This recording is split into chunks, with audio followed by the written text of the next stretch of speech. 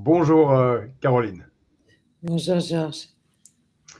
ravi que tu sois là, merci d'être venue à notre matinale.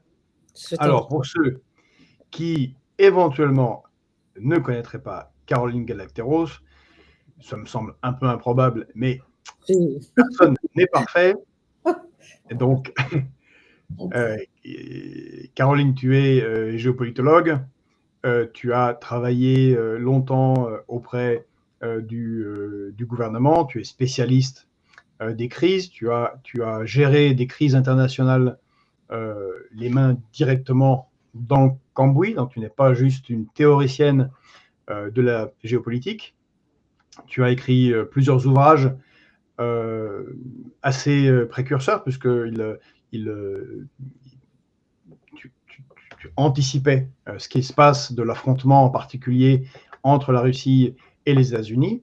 Et plus récemment, tu as créé une excellente chaîne géopolitique que je vous conseille. Et si vous n'êtes pas encore abonné, vous pouvez vous abonner. C'est Paix et Guerre.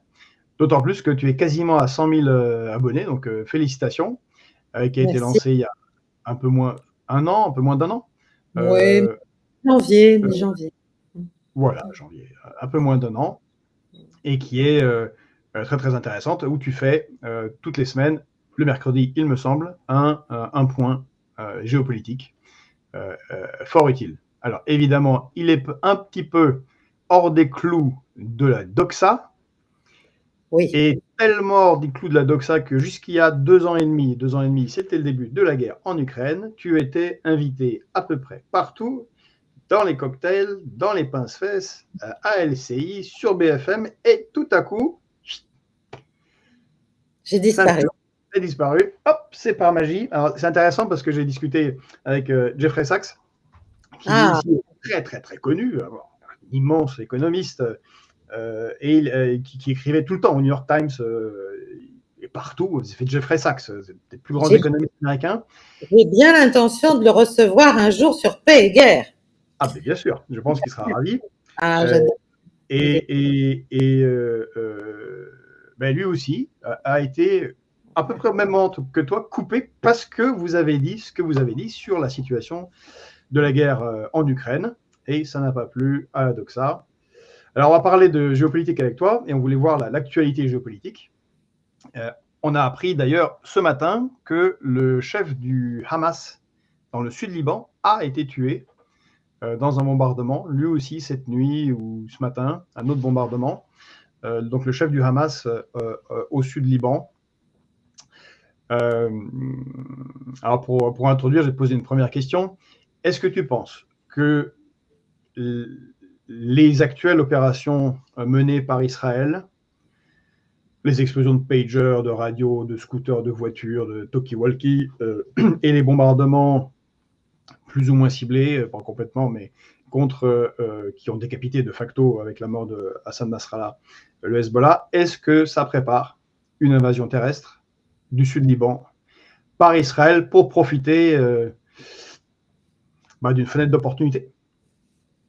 Oui, il y a incontestablement une fenêtre d'opportunité avant l'élection américaine, avec des pressions qui datent déjà de plusieurs mois sur l'Iran et qui ont fait que l'Iran n'a pas réagi comme il aurait peut-être pu et peut-être dû le faire, et comme d'ailleurs une partie de la population iranienne le reproche aux autorités iraniennes actuellement par des manifestations, parce qu'il n'y a pas que des manifestations, j'allais dire, de soulagement, c'est moins qu'on puisse dire en Iran, ni de résistance au pouvoir actuel. Il y a aussi une très grande manière une interrogation sur la capacité réelle ou même le raisonnement des autorités iraniennes dans toute cette montée des tensions, en fait, depuis un an.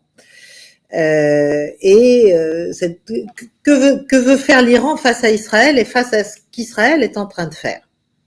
Encore une fois, moi, je fais de la géopolitique, donc j'essaie toujours de me mettre à la place de chaque acteur. Je ne suis pas là pour juste faire des jugements, des indignations, bon, à part sur le plan humain, et sur le plan humain, évidemment, il y a des sujets d'indignation considérable dans toute cette affaire depuis un an. Mais je pense... Préciser ce que tu dis, c'est que tu es une réaliste. Je n'ai pas rappelé. Tu es une Oui. réaliste en géopolitique et donc tu fais l'effort qu'on t'a reproché et qu'on te reproche, Oui. comme on reproche à tous les réalistes, de te mettre, comme tu as dit, à la place. Bien sûr. À la place des Israéliens, à la place des Russes, des Américains, et de voir le monde à travers leur prisme et, une chose atroce, leurs intérêts nationaux. Et oui, c'est la base de l'analyse géopolitique. Sinon, c'est pas de l'analyse géopolitique, c'est du commentaire, de l'idéologie, de la prise de position, de la politique tout court. Mais c'est pas du tout un travail pour essayer de comprendre ce qui se passe et quels sont les jeux des divers acteurs. Bon, donc si on fait ce travail-là en ce moment, on se rend compte qu'effectivement Israël a, comme tu l'as dit, une fenêtre d'opportunité, qu'elle est en train d'en profiter parce qu'il n'y a pas que le Liban qui est sous les bombes en ce moment.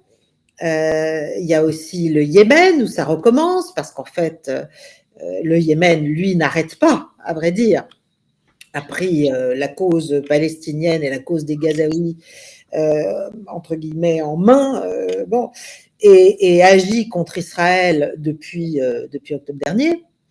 Et notamment récemment, quand Netanyahou, qui a lancé les opérations contre Nasrallah depuis quasiment la tribune de l'ONU, ce qui quand même, en termes de symbole et de mépris complet de ce qui peut rester du droit international ou de la communauté internationale, est assez fort de café.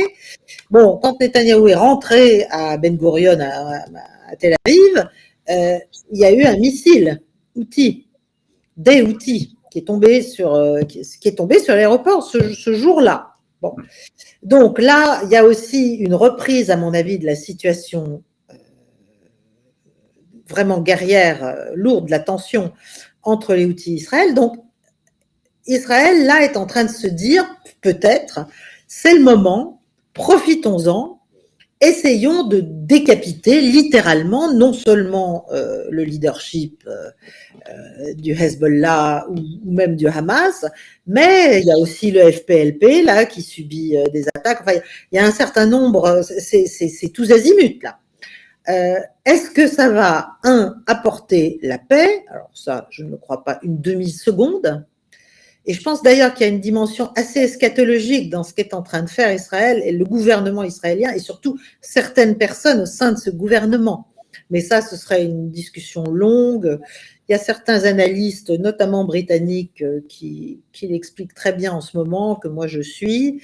Il y a aussi une dimension qui va au-delà de la question sécuritaire, de la sécurité d'Israël ou de la défense d'Israël ou de la vengeance d'Israël, etc. Il y a vraiment une volonté d'en finir, en fait, et d'arriver, eh bien, voilà, avec les conséquences que ça peut avoir, avec l'idée du troisième temple, il y a plein de choses importantes à comprendre en ce moment pour expliquer c'est plus qu'un accès, c'est un fin de terreur. Alors, encore une fois, c'est de la géopolitique, donc justement, les acteurs. Pardon, oui. Je disais, non, pour aller dans le sens de ce que tu dis, si on suit les acteurs, et en particulier ceux qui sont à la tête du gouvernement israélien, et je pense à la ligne dure, dite d'extrême droite, ultra-religieuse, menée par Ben Gvir ou Smotrich, ils le disent clairement. L'objectif pour eux, politiquement, est de faire le grand Israël sur les frontières telles qu'elles sont établies dans le livre de Joshua, si je ne me trompe pas. Oui, mais donc, voilà. Ils le disent, c'est même plus, c'est pas du complotisme. Non, donc, ils ont l'air de pousser dans cette direction réellement. C'est-à-dire qu'ils agissent de manière rationnelle dans cet objectif politique-là. On est d'accord. Ce qui est oui, tout à fait. Ce qui est la fin, finalement, ce qui est la mise en œuvre de ce qu'a toujours été, alors la mise en œuvre terrible et violente, de ce qu'a toujours été finalement l'idée de Netanyahou, c'est-à-dire d'empêcher la création de tout État palestinien. C'est-à-dire c'est une manière de régler la question par le vide, si j'ose dire. Donc c'est assez terrifiant. Je ne pense pas que ça va produire de la sécurité pour Israël. Donc ça, c'est limite, voilà, clairement. Donc, est-ce que ça veut dire qu'on repart dans un cycle de violence? Et ça n'est pas impossible, y compris si un Donald Trump revenait au pouvoir. Parce qu'il n'est pas du tout certain que même si la situation se calmait en Europe, il n'y ait pas un vaste rééquilibrage qui se ferait peut-être au détriment du Moyen-Orient, je n'en sais rien. En même temps, il y a d'autres mouvements de fond qui demeurent. D'ailleurs, en ce moment, Israël bombarde non seulement les banlieues sud de Beyrouth, etc., et le sud du Liban, mais aussi bien les banlieues chiites que sunnites. Hein. Donc, c'est en train... Il y a un moment où tout ça peut échapper, y compris aux raisonnements les plus cyniques des autorités israéliennes. Voilà. Et qui a intérêt aujourd'hui? Alors, comment va réagir l'Iran, bien sûr, mais l'Iran est sous pression parce qu'en fait, avec la mort de Raisi, avec l'arrivée du nouveau président, avec la reprise d'un certain nombre de pourparlers avec les Américains, non seulement sur les questions nucléaires, mais y compris, il y a eu un moment donné, enfin en tout cas on en a parlé, des propositions américaines d'aider les Iraniens à identifier toutes les infiltrations d'agents israéliens dont ils faisaient l'objet sur leur territoire.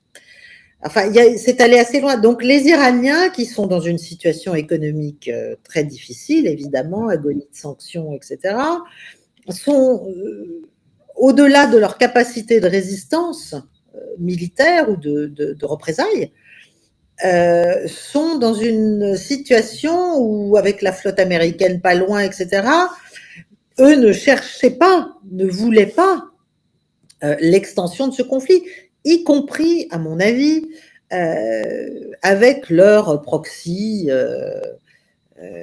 Hezbollah. C'est-à-dire que le Hezbollah, certes, a commencé à agir contre Israël dès le lendemain du 7 octobre, c'est vrai, mais pendant longtemps, c'est resté à petit niveau, entre guillemets. C'est resté des escarmouches d'un côté comme de l'autre.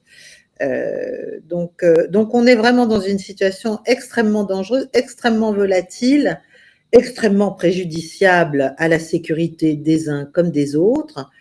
Est-ce que Netanyahou, encore une fois, dans la logique qui est la sienne, que tu as clairement décrite, n'a pas fait un coup de maître en allant aux États-Unis? Je m'explique. Quand il est allé aux États-Unis, pas ce dernier voyage à l'ONU, où effectivement, d'ailleurs, ce qui s'est passé à l'ONU est extraordinaire entre le représentant de l'ambassade, le représentant de la Russie au Conseil de sécurité qui rappelle que si on lui tire dessus sur la Russie, il ripostera par des armes nucléaires, et les menaces devant l'Assemblée générale de l'ONU faites à plusieurs pays par Netanyahou. Mais le voyage précédent, Netanyahou avait été ovationné 53 fois par la quasi-totalité des congressmen, des députés américains au Congrès. On sait qu'il y a une élection début novembre aux États-Unis. C'est à touche-touche. Tu l'as rappelé, Trump est totalement aligné derrière Netanyahou. Il le considère comme un ami. C'est lui qui a reconnu Jérusalem comme capitale d'Israël, qui a rompu les accords avec l'Iran et qui est poussé par la Church Belt et des gens qui soutiennent Israël. Du côté démocrate, c'est plus compliqué, puisqu'ils ont en particulier leur cœur d'électorat, les universités, les jeunes intellectuels qui s'offusquent de ce qui se passe à Gaza et du massacre et qui ont même pénétré la convention où il y avait Kamala Harris. Et donc, il pourrait perdre le soutien du lobby israélien, de l'AIPAC, au profit de Trump. Est-ce qu'il n'est pas arrivé là-bas en disant, écoutez, il y a quelques semaines jusqu'à novembre, on verra qui fera bien les choses pour Israël, c'est-à-dire pour notre objectif de guerre. Si vous ne nous soutenez pas, on appuiera massivement Trump, mais nous, on y va pleine force Donc j'espère que vous serez derrière nous. Et ce qui ne met pas Biden et Kamala Harris devant le fait accompli de devoir les soutenir au maximum s'ils vont, comme ils ont l'air de vouloir y aller, comme lors de l'opération Litanie en 1978. L'invasion du Sud-Liban.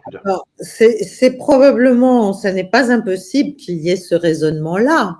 Maintenant, le soutien d'Israël est acquis de toute façon, même à un Netanyahou et même dans l'état actuel, par une immense partie. Effectivement, quand on voit les ovations face à ce discours qu'il a fait au Congrès, on voit bien que aucun camp ne peut se passer du soutien financier et politique des communautés juives américaines et de l'État d'Israël. Donc celui qui arrêterait aujourd'hui, après un an de Israël a le droit de se défendre, Israël peut faire ce qu'il veut finalement à Gaza, voilà, on ne peut rien dire, on ne peut rien dire à cela. Celui qui dirait stop, et de temps en temps Biden a fait quelques petites déclarations, enfin, on sait bien comment la guerre se fait. La guerre se fait avec des armes, avec des bombes. Même celle qui a manifestement tué Nasrallah est une super bombe américaine. Bon, donc si on voulait, 80 bombes, hein, si on a compris. Ils ont lancé 80 bombes et détruit 6 bâtiments.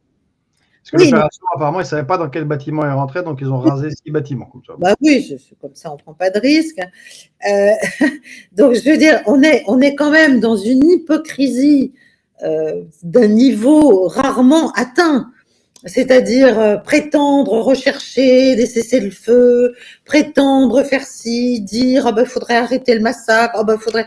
Bon, et en même temps continuer le soutien concret à cette guerre, le soutien qui permet à Israël de mener ses opérations militaires qui touchent des populations civiles, qui ne touchent pas que des adversaires politiques, militaires ou même des mouvements terroristes, etc., etc. Ça touche. Enfin, je veux dire, ils sont sur le point d'envahir le Liban. C'est quand même un État, le Liban. Bon, c'est pas une poche quelque part. C'est un État souverain. Bon, même si c'est un État faible, même si c'est un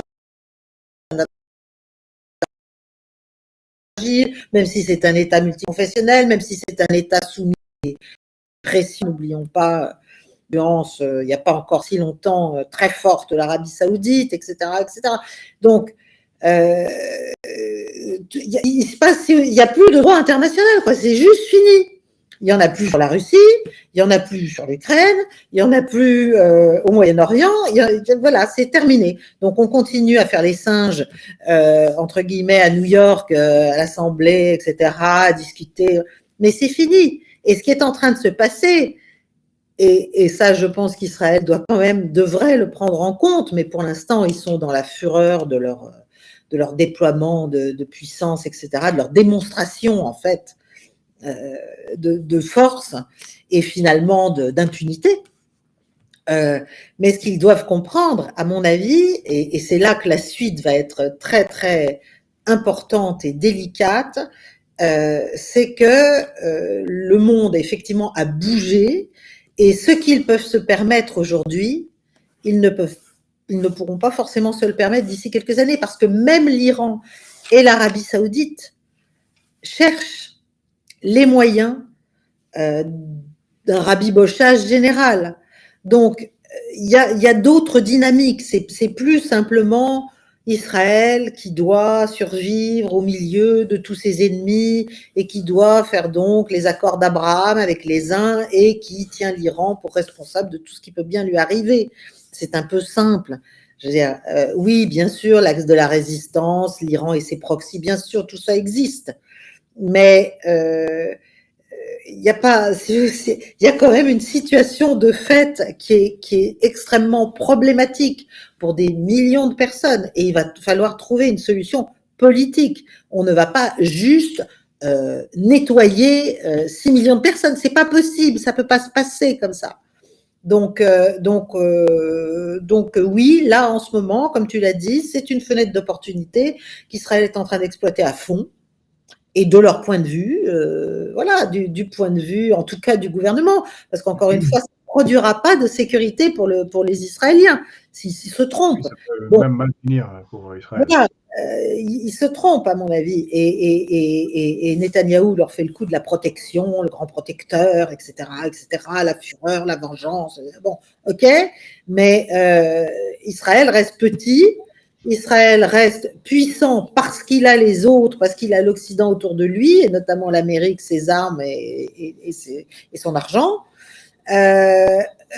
Mais Israël ne peut pas non plus mener une guerre sur plusieurs fronts pendant plusieurs années.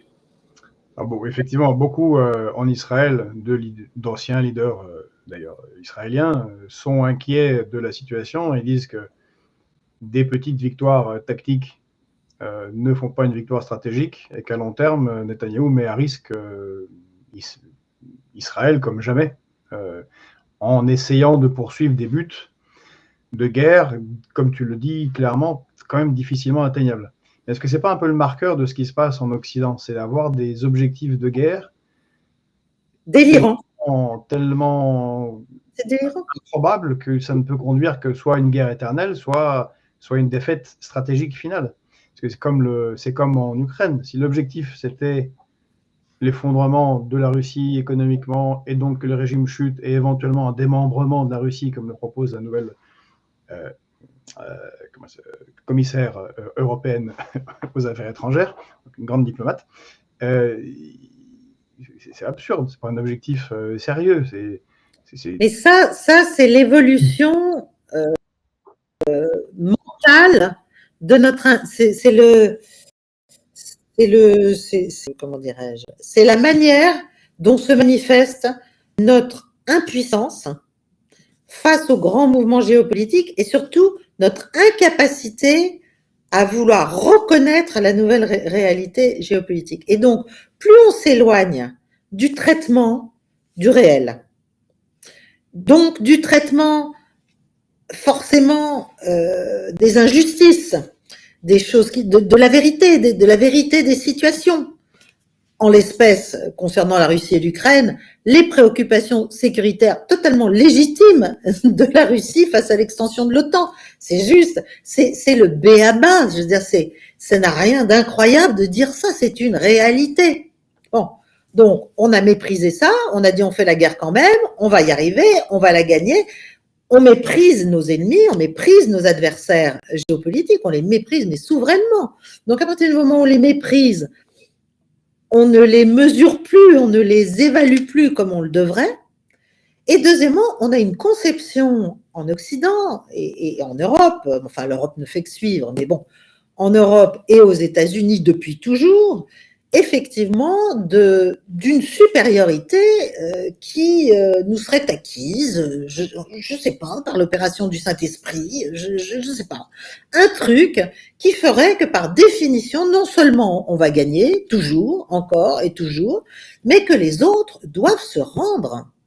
Les autres doivent soit mourir, soit nous obéir, soit... Bon. Or, tout ça n'a plus de sens. Donc, alors, que ce soit au Moyen-Orient ou ailleurs, il faut traiter, il faut retrouver la vérité des situations, il faut retrouver la vérité des souffrances, il faut retrouver la vérité des frustrations. Je suis désolée de ce vocabulaire un peu émotionnel, mais je pense que c'est extrêmement important pour régler des problèmes concrets politiques. Alors, est-ce que, pour rebondir sur l'autre, pour rejoindre le sujet sur l'autre conflit qui marque le monde depuis 2 ans et demi, le conflit en Ukraine et la guerre d'extension de l'OTAN qui s'opère là-bas, est-ce que c'est pas une fenêtre d'opportunité pour l'administration Biden et Kamala Harris dans cette élection de switch the gear, comme disent les Américains, pour le focus total sur Israël, Nasrallah, les bombardements, l'Iran, pour mettre sous le boisseau Zelensky, l'Ukraine, où visiblement on n'en parle pas trop sur LCI, mais ça a l'air de craquer très sévèrement sur l'ensemble du front, avec beaucoup de pertes. Avant-hier, c'est 2600 mises hors de combat en une journée, selon les Ukrainiens. C'est juste sidérant. Non, mais c'est le rythme actuel. Hein. C'est pas la première fois. C'est pas la première fois. On en est à plusieurs milliers de morts par jour sur le théâtre ukrainien, des morts ukrainiens. Hein. Bien sûr, les Russes ont des pertes aussi, mais c'est pas dans les mêmes proportions. Donc, bien sûr, on est dans un fiasco total en Ukraine. Je suis désolée de le dire, je suis désolée d'aller contre les mensonges éhontés qui sont. Tu vas toujours pas être invité sur LCI, je suis désolé. Mais je m'en fiche. Alors, franchement, ça m'empêche pas de dormir. Et je peux plus supporter, en fait, je peux plus supporter cette espèce c'est au-delà de la complaisance, c'est au-delà de l'euphémisation. On est à front renversé par rapport à la réalité complètement pour faire durer une posture martiale, etc., pour ne pas perdre la face. Et donc, effectivement, pour les Américains qui savent très bien ce qui se passe, parce qu'ils sont beaucoup plus à la manœuvre encore que nous, et les Anglais aussi d'ailleurs, bon, pas de nom des moindres, pour les Américains, cette explosion moyen-orientale, enfin cette montée en tension moyen-orientale, est une aubaine, parce que de toute façon, il y a un moment, il va falloir débrancher le Zelensky, quoi. Voilà. Il a fait son job, mais pas si bien que ça, mais enfin, il l'a fait quand même depuis 2 ans et demi. Et maintenant, il arrive un peu en bout de course. Donc, il va falloir, d'une manière ou d'une autre, et peut-être même d'ailleurs, si Kamala Harris arrivait au pouvoir, ce qu'à Dieu ne plaise en ce qui me concerne, si Kamala Harris arrivait au pouvoir, peut-être qu'elle se dira, après tout, j'ai peut-être quand même trouvé un moyen, soit de faire bleeder, comme ils disent, c'est-à-dire saigner la Russie à petit filet pendant longtemps et de poursuivre le conflit, mais en tout cas de redescendre en tension. Ça s'est vu clairement avec le refus de Biden, quel que soit son État, et donc le camouflet infligé à tous les ultras, à tous les Blinken, Sullivan et compagnie, d'accepter d'aider les Ukrainiens à frapper la Russie dans la profondeur avec des missiles de longue portée. On peut noter la lucidité de Lloyd Austin, le ministre de la Défense, disons, des États-Unis, donc qui est à la tête du Pentagone, qui semble-t-il a un peu calmé Blinken et Sullivan en leur disant que là, on s'arrête. Parce que les États-Unis ont gagné. Enfin, ils ont gagné largement dans cette affaire. Il y a les billes qu'ils ont mis. L'Europe est totalement à la main. Ils vont racheter du matériel américain, plus savoir quoi en faire, des F-35, des chars, tout ce qui a été envoyé en Ukraine. Ils vendent du gaz très cher à l'Europe. Du point de vue américain, ça va. Enfin, je caricature, mais Austin a l'air. Je pense il a dit ça. Il ne va pas s'engager dans un conflit avec les Russes. Ça n'a aucun intérêt pour nous. Alors, aucun intérêt, pas les moyens. Et ce qui se dit, c'est qu'en fait, le Pentagone reprend la main dans l'affaire ukrainienne sur les dingues, sur les fous de la CIA, du département d'État, du Conseil national de sécurité et bien sûr avec le diplomate en chef, n'est-ce pas, l'excellent Blinken. Voilà, donc il y a un moment où effectivement il y a un retour au réel et qui mieux que les militaires connaissent in fine la réalité des avancées technologiques des Russes par rapport aux leurs propres et de l'impossibilité, en fait, ils ne veulent pas prendre des risques. La doctrine nucléaire russe vient d'être encore une fois revisitée avec des propositions de Vladimir Poutine qui sont sans équivoque.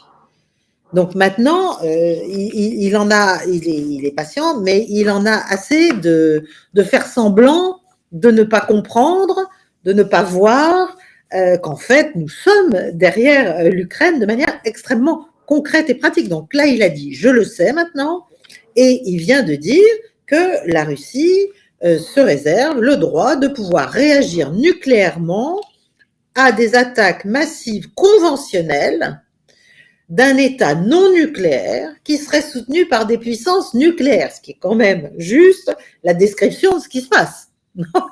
C'est-à-dire, l'Ukraine est un État non nucléaire depuis qu'elle a rendu ses armes.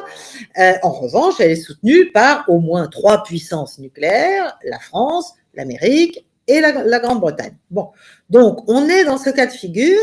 Et là, c'est la question de la frappe, entre guillemets, en premier, de la frappe nucléaire, pour dire, mais stop, quoi. Bon. Sauf qu'une fois qu'on frappe nucléaire, voilà, si on considère que ces États qui aident l'Ukraine non nucléaire sont partie propre au conflit plein et entière, c'est vraiment le dernier pas avant l'action. Donc, on est en Ukraine dans une situation complètement ridicule parce qu'on a, pour des raisons, à mon avis, très, très, très largement d'amour-propre. Parce que, comme tu dis, au plan économique, au plan stratégique, l'Europe est morte. Voilà.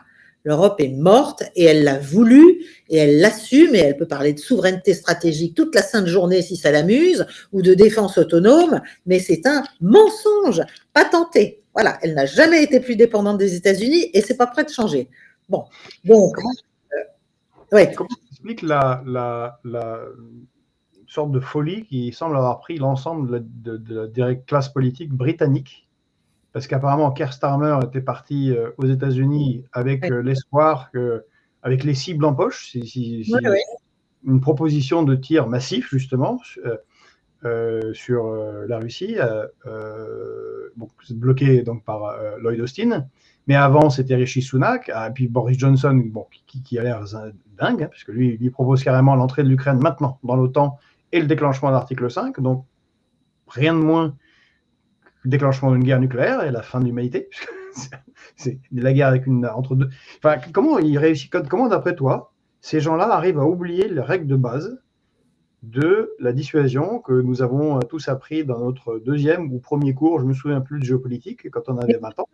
Et on n'a pas de guerre directe entre deux nations nucléaires. Sinon, tout le monde meurt.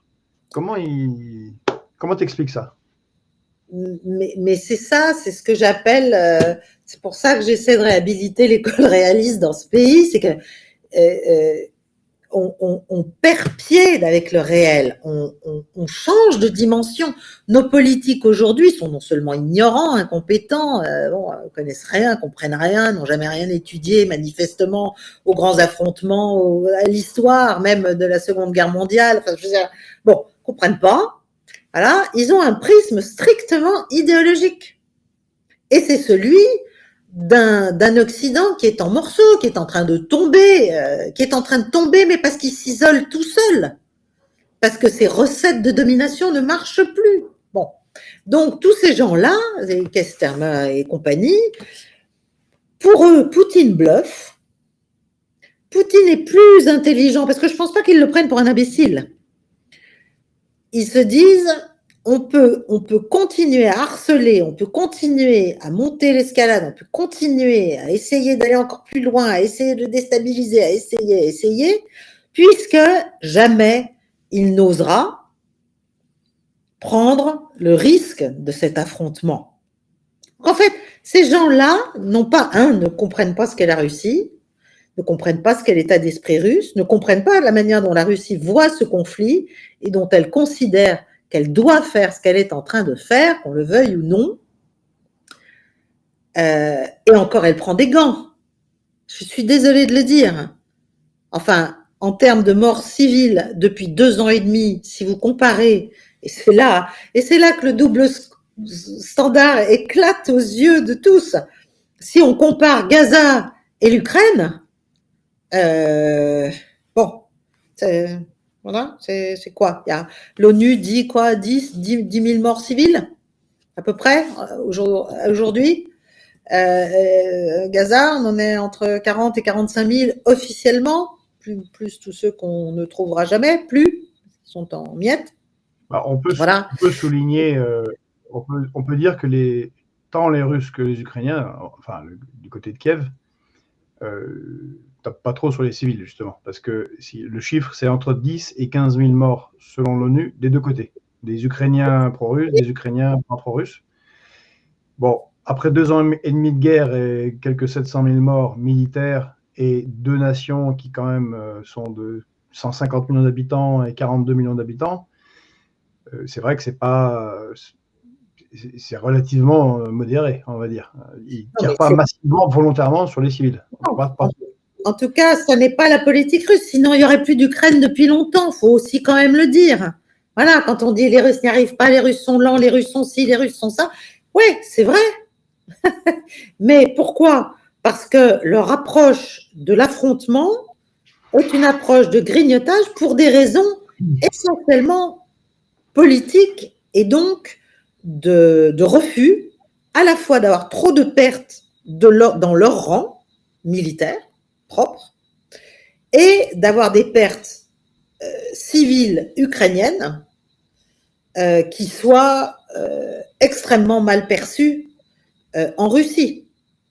Évidemment, si on commence à dire que l'Ukraine et la Russie n'ont rien à voir, que ce sont deux États complètement... Si on réécrit tout et si on commence à réfléchir depuis hier soir, évidemment, on ne peut même pas comprendre ça. On ne peut même pas comprendre ça. Donc, ce que je dis, c'est que le prisme idéologique chez les Anglais, il est considérable. Et d'ailleurs, les Anglais sont à la manœuvre depuis très longtemps, mais depuis la fin de la Deuxième Guerre mondiale, dans la récupération, l'entretien, la mise en sommeil, la formation de tout un tas de cellules qui ont donné les gens qui ont fait le coup de Maïdan, qui ont donné les Azov, qui ont donné les Haïdar, qui ont donné les uns et les autres. Donc, les Anglais, c'est pas des anges, hein. C'est la déstabilisation, ils savent ce que c'est. Et ils ne la pratiquent d'ailleurs pas que là. Alors, en parlant de cette lenteur, entre guillemets, russe, est-ce que ce n'est pas, d'après toi, parce que le grand combat du côté des Russes et des Chinois n'est pas sur le front ukrainien, qui ne serait qu'un épiphénomène d'un affrontement plus large, qui est le passage à un monde hégémonique américain, rule-based order, un monde basé sur les règles que font les Américains qui ne respectent pas eux-mêmes, à un monde multipolaire, dont ils vont, je pense, dire qu'il commence maintenant, il est ouvert maintenant, bientôt, à Kazan. Nous serons d'ailleurs, hein, je le dis, voilà, on fera des reportages de là-bas, on va aller à Kazan interroger, oui, puisque je pense que ce ne sera pas fait par les médias français, donc il faut quand même bien parler de ce qui se passe dans le monde, et je pense que c'est un moment pivot extrêmement important. Est-ce que l'OTAN, les États-Unis n'ont pas fait un cadeau colossal à la Russie et à la Chine pour accélérer le développement des BRICS, de la nouvelle banque de développement Mais ils ont fait un mauvais calcul. Encore une fois, motivé, enfin fondé sur l'ignorance, la haine, le mépris, et ça s'est retourné contre eux. Parce qu'en fait, ce conflit qui a été vu comme quelque chose qui devait empêcher, qui devait affaiblir définitivement, durablement la Russie, qui devait la rendre, j'allais dire, stratégiquement beaucoup moins importante, etc. En fait, c'était un retardateur dans notre esprit de cette bascule qui fait peur, que certains voient de l'autre côté de l'Atlantique, mais à laquelle ils ne se résolvent absolument pas, et que ça a en fait joué, non pas comme un retardateur, mais comme un accélérateur. Parce qu'en fait, cette mauvaise évaluation du rapport de force, cette mauvaise évaluation aussi du rapport de force moral, parce qu'il y a une grande dimension, à mon avis, et c'est là que réside le succès, l'attractivité, ce que sont en train de proposer les Chinois et les Russes au monde entier. Il y a une grande dimension culturelle et justement de réponse, de proposition de réponse à tout un tas d'États sur cette planète qui comprennent bien que l'ONU n'arrive plus à agir. Enfin, voilà, elle a été totalement torpillée depuis les années 90 et ça a fini par porter ses fruits. Et donc, les autres, ils sont en train de proposer rien moins, à mon avis, qu'une nouvelle structure d'accueil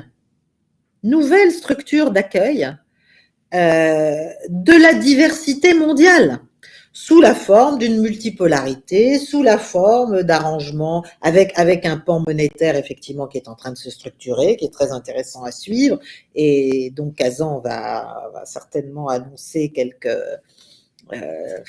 voilà, des éléments, ceux qui sont en train d'être mis en place, mais il faut pas, et tout ça c'est articulé sur les nouvelles routes de la soie. Il ne faut pas oublier que là, en ce moment, il y a plus de 150 États sur cette planète qui ont signé, dans un domaine ou un autre, pour une raison ou une autre, dans une partie du monde ou une autre, un accord avec la Belt and Road Initiative chinoise. Donc, c'est plus juste, voilà, les corridors de transport ferroviaire, maritime, aérien, entre la Chine et l'Europe. Là, ça y est, ça englobe, j'allais dire, on est moins de 200 États sur cette planète. Là, on dit 154 États. Voilà. Donc, il y a une espèce de transfert de puissance, d'influence, d'attractivité, de protection identifiée aussi, et qui est en train de se faire, et il ne se fait pas à notre avantage. Et nous, on est là, on est enquistés dans des équilibres qui n'ont plus de légitimité, Et au lieu d'essayer de traiter ces abcès, de traiter les problèmes qu'on a, d'essayer de revenir justement à la vérité des situations, à leur injustice, et d'essayer de trouver des solutions pour une coexistence, encore une fois, par définition imparfaite, par définition amendable, enfin, je veux dire, bon, il ne s'agit pas de trouver la martingale, il s'agit de permettre que dans certains points du monde, et encore une fois, on ne parle que du Moyen-Orient et de l'Ukraine, mais parlons de la République démocratique du Congo, parlons de l'Éthiopie, enfin, je veux dire, bon, il y a beaucoup de choses qui clochent quand même, et qu'on laisse faire dans un silence assourdissant, en s'imaginant, voilà, on n'y a pas d'intérêt direct, ça ne va rien nous apporter ni nous enlever, donc on se concentre sur des trucs. Mais moi, je crois que le monde a besoin… Les 6 millions de morts en République démocratique du Congo, 6 millions quand même. Oui. On n'en parle pas. Qui le sait, qui s'y intéresse? Bon, c'est des Noirs et puis ils n'ont pas de chaussures, donc c'est pas grave. Oui, alors les Houthis aussi, on dit qu'ils sont en sandales, mais c'est des sacrés guerriers tout de même. Donc, bon, un trait d'humour sur le trait. Tu veux dire que si les gens qui vivent dans l'est du Congo et qui subissent tout un tas de pressions de multinationales, du Rwanda, des États-Unis, de seigneurs de guerre, que sais-je, avaient un petit missile hypersonique, on les écouterait un peu plus? Ah, c'est sûr, c'est évident. Mais ça n'est pas pour rien que la course au nucléaire, et c'est pour ça que c'est délirant de recommencer à parler de scénario d'emploi du nucléaire. Mais comment peut-on en arriver là? C'est fou. Mais le scénario de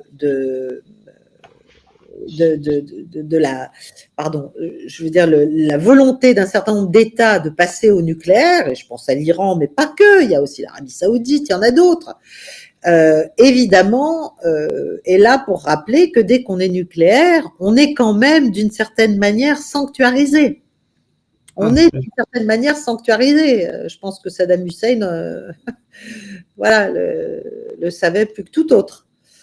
Voilà. Ouais, là, on en pense ce qu'on veut, évidemment, et pas nécessairement du bien, mais la Corée du Nord, c'est la leçon qu'elle a compris de ce qui s'est passé en Irak. Ils ont développé l'arme nucléaire. Ça leur a coûté cher, mais ils sont sécurisés maintenant. Mais voilà, on peut comprendre, que ça nous gêne. Évidemment, plus on est nombreux, moins on a de moyens de pression sur un certain nombre d'États. Oui, bien sûr. Mais là aussi, le double standard n'est plus admissible. Il faut repenser l'ordre international véritablement. Véritablement. Pas seulement la sécurité européenne, comme le dit très bien Jeffrey Sachs, mais l'ordre international tout court. Et moi, je pense que les Chinois et les Russes, qui ont compris ça depuis longtemps, parce qu'on leur sert l'influence mondiale sur un plateau d'argent.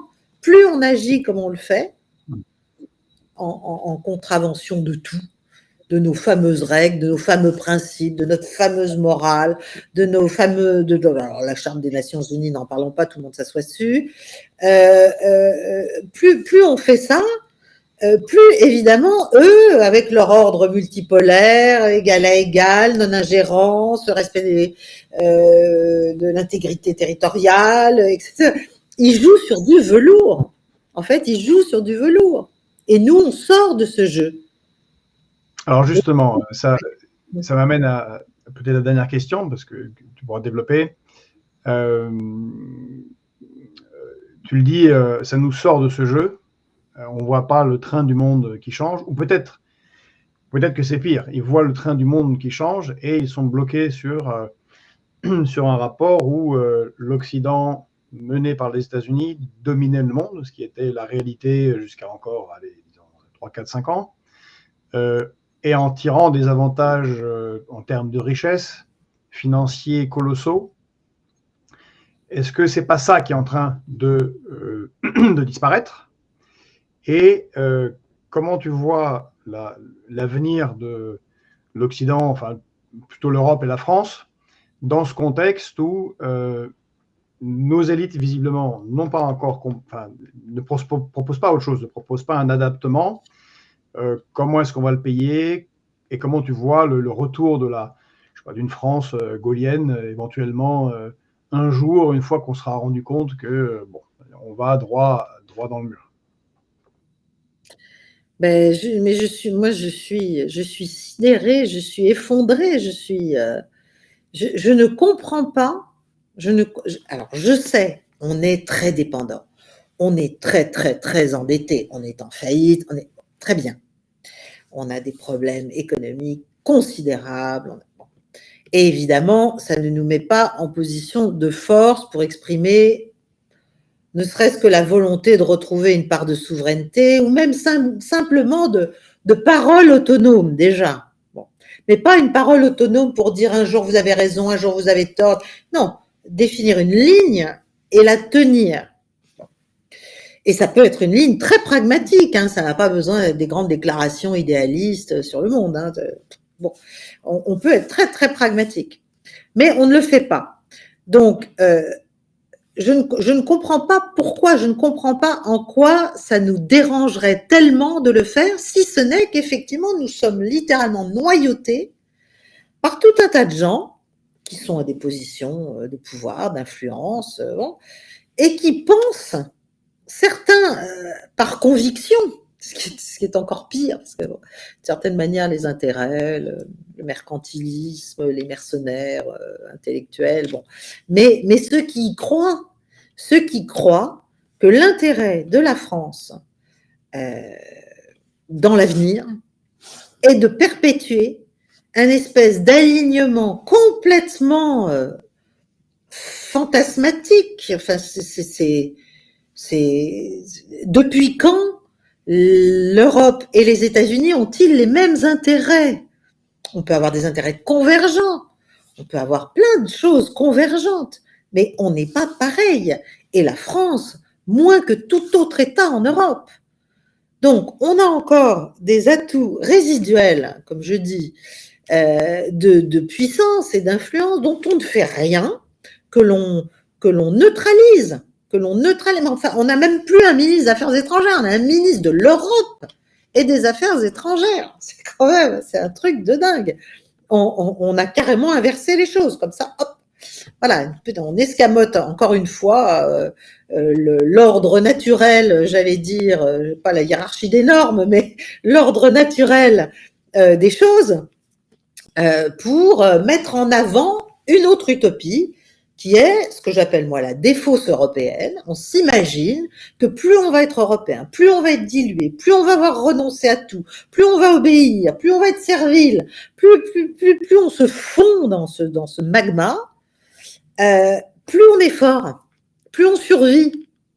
Mais c'est un raisonnement, mais c'est même pas enfantin, c'est total, c'est de l'idéologie pure. Et ça va nous tuer, parce qu'on est une puissance de moins en moins puissante en Europe, mais encore très contributrice, encore fondatrice, etc., etc.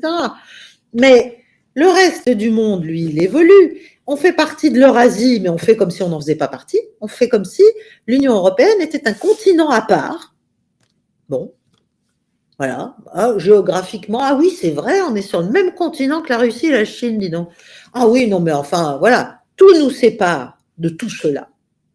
Donc, on se coupe, on se met dans une situation mais de vulnérabilité considérable, parce que les mouvements géopolitiques qui sont à l'œuvre, ils vont pas s'arrêter, hein. Que ce soit Biden, Netanyahou, Kamala ou je ne sais qui, ça va rien changer du tout pour eux.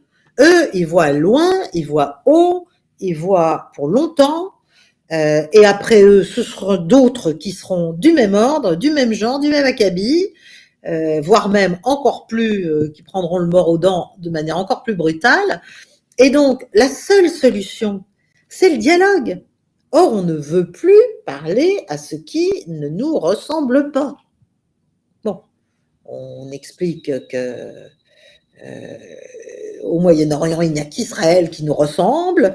On est dans des espèces de, je sais pas, de réduction. C'est très grave, même anthropologiquement. C'est-à-dire, on a une vision maintenant de tout ce qui est différent comme hostile.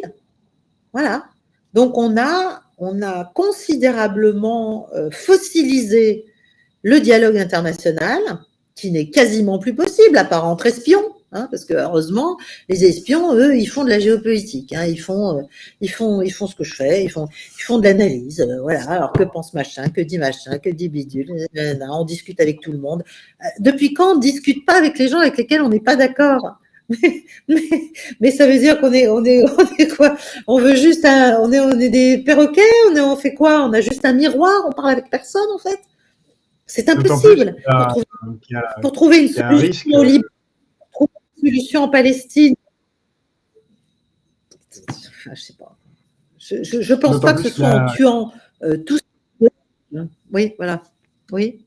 Non, je dis, en plus, il y a un risque, c'est qu'avant un Armageddon nucléaire, puisque je suis également ce que disent les Russes, ils ont dit, bon, en fait, vous savez quoi, on va couper, nous, pas vous, nous, on va couper les approvisionnements en gaz, en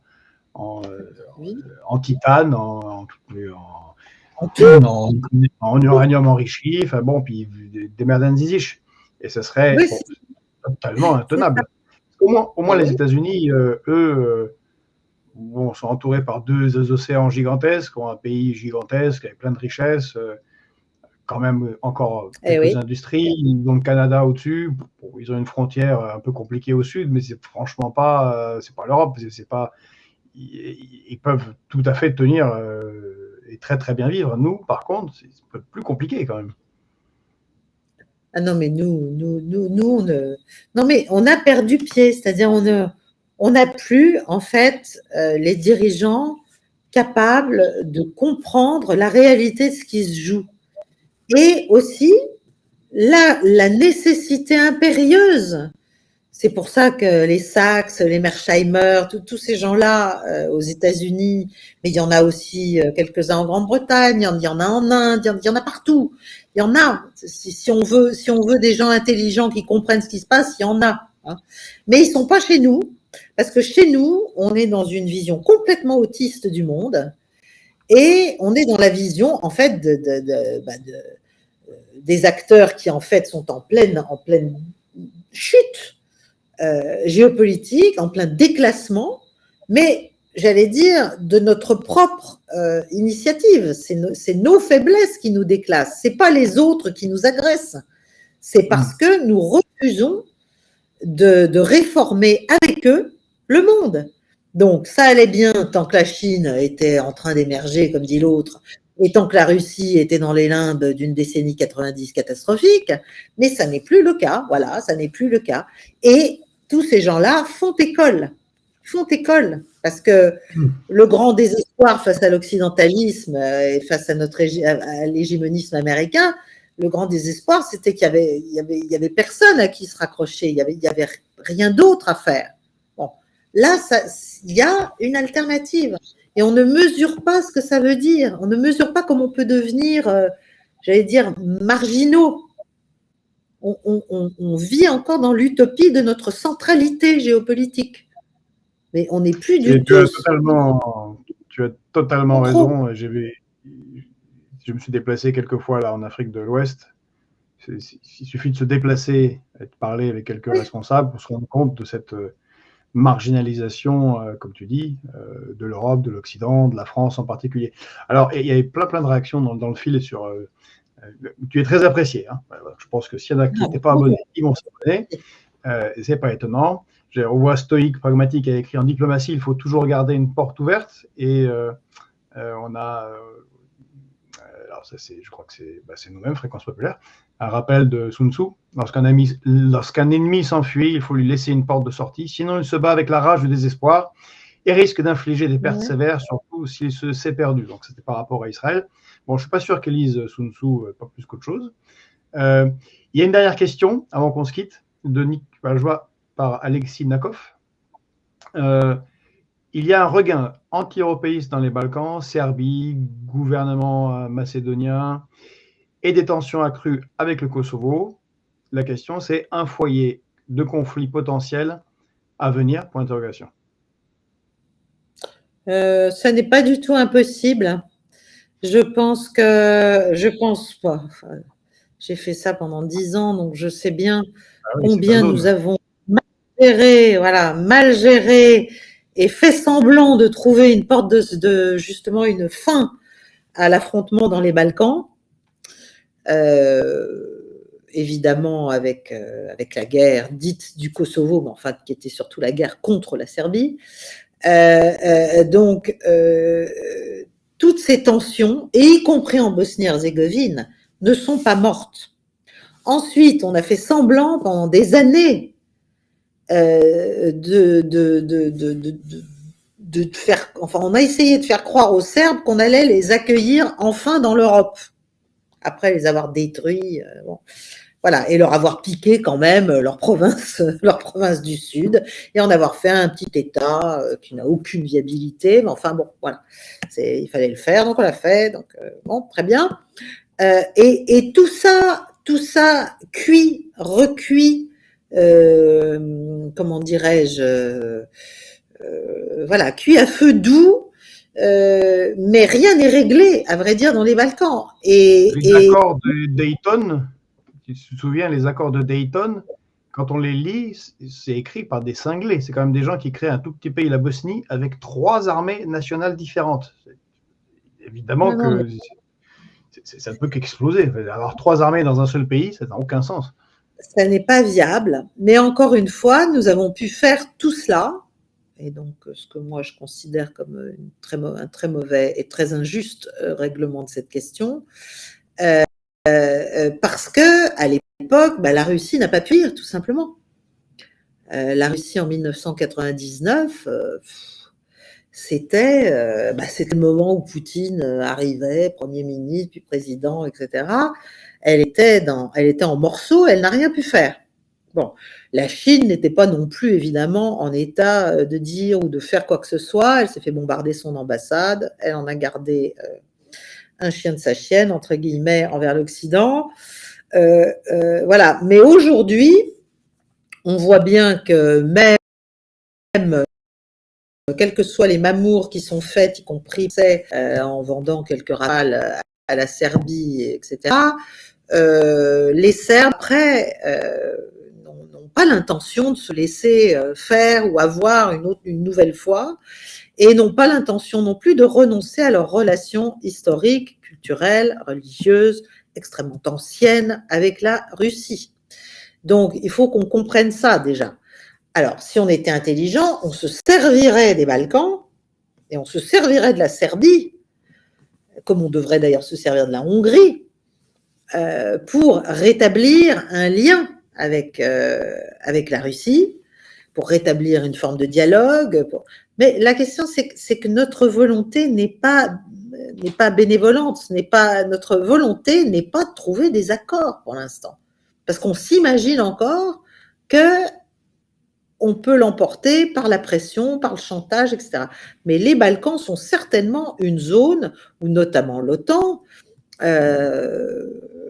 a aussi non seulement des bases, et des grosses, en Bosnie en tout cas, mais a des ambitions de harcèlement, voilà, comme d'habitude. Mais c'est comme la Moldavie, mais c'est comme, bon, enfin, il y a plein d'autres endroits, le Caucase, même la Baltique, enfin voilà. Là, j'ai fait une clé du monde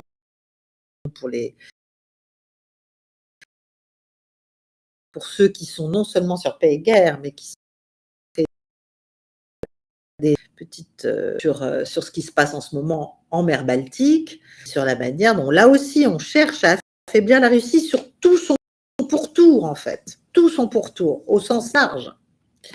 Et pour ça, s'il faut remettre la zizanie dans les Balkans, pourquoi pas. Voilà, mais rien n'est réglé. De toute façon, rien n'est réglé. Non. Bon, on a eu quelques réactions. Quelqu'un dit que je suis serbe. Bon, je suis d'abord français, puis je suis né dans un pays qui n'existe plus, qui s'appelle la Yougoslavie. On aurait mieux fait de ne pas faire exploser. Ça nous aurait évité bien des drames partout. Alexis qui a écrit que d'autant que la Bosnie est encore officiellement un protectorat aujourd'hui avec son haut représentant allemand. On le sait assez peu. Et Abdelaziz Yari dit que pourquoi ma participation est ignorée? Non, parce que en fait, vos commentaires, on les a lus, enfin, vous avez dit qu'Israël contribue à former encore des milliers de résistants et de combattants pro-palestiniens à travers le monde arabe et musulman pour des générations. Il me semble que c'est ce qu'a dit Caroline Galacteros. Quand on bombarde des gens, quand on tue plein de civils, bon, en général, ça, quand on tue vos parents ou vos frères et sœurs, ça tend à produire des gens un peu excités qui veulent se venger. C'est tout à fait légitime. Vous avez écrit à propos de Gaulle, on en a parlé, donc non, vous n'êtes pas, ou alors je ne sais pas, je ne vois pas très bien qu'est-ce qui a été effacé. Bon, notre prochain invité est arrivé, Yannick Yven. Merci Caroline pour ta participation. Je t'en prie. On te réinvitera si tu veux bien. Car on aimerait avoir des intervenants de temps en temps, réguliers, et surtout sur les sujets géopolitiques. Tu es quand même une des personnes les plus intéressantes. Je pense que tu auras un grand plaisir assez rapidement, car tu as fait partie de ceux qui avaient raison et qui ont supporté l'opprobre médiatique. Mais bon, au bout d'un moment, le mur du réel ils vont s'écraser sur le mur du réel, et donc tu pourras, je pense, légitimement revenir à tout ce que tu as dit et dire, regardez. Donc, merci beaucoup. Et on reparlera, si tu veux bien, peut-être, là, on n'aura pas le temps, parce qu'on a des questions là-dessus aussi, sur ce qui se passe en mer de Chine, Taïwan. C'est un sujet à part entière, le déploiement des missiles américains. Bon, on te réinvitera pour en parler. Là, pour le moment, on va regarder ce qui se passe en Ukraine et les offensives diverses d'Israël. Merci encore, Caroline. Pour ceux qui n'avez pas entendu au début, excellente chaîne géopolitique française, Paix et Guerre, sur YouTube. Vous pouvez vous abonner. Il y a un compte-rendu hebdomadaire. Il y a des vidéos thématiques. Apparemment, il y a maintenant si j'ai bien compris, il y a une revue de presse internationale avec un intervenant que tu fais venir. Voilà, oui, enfin, il y a j'ai commencé là les entretiens. Le premier a eu lieu avec Alain Juillet. Oui. Voilà. L'excellent Alain Juillet qu'on salue. Voilà, tout à fait. Chez nous aussi, voilà. Voilà, très bien. Il y a des gens sérieux encore, c'est bien. Venez, il y a des gens sérieux. Oui, oui, ça en est sérieux, ça. Tout à fait. Et libre. Lavrov est souvent qualifié de adult in the room, l'adulte dans la pièce. Ça serait bien qu'on ait, nous aussi, quelques adultes, comme toi, en géopolitique. C'est bien. Ça serait bien, ça nous aiderait. Bon, merci beaucoup.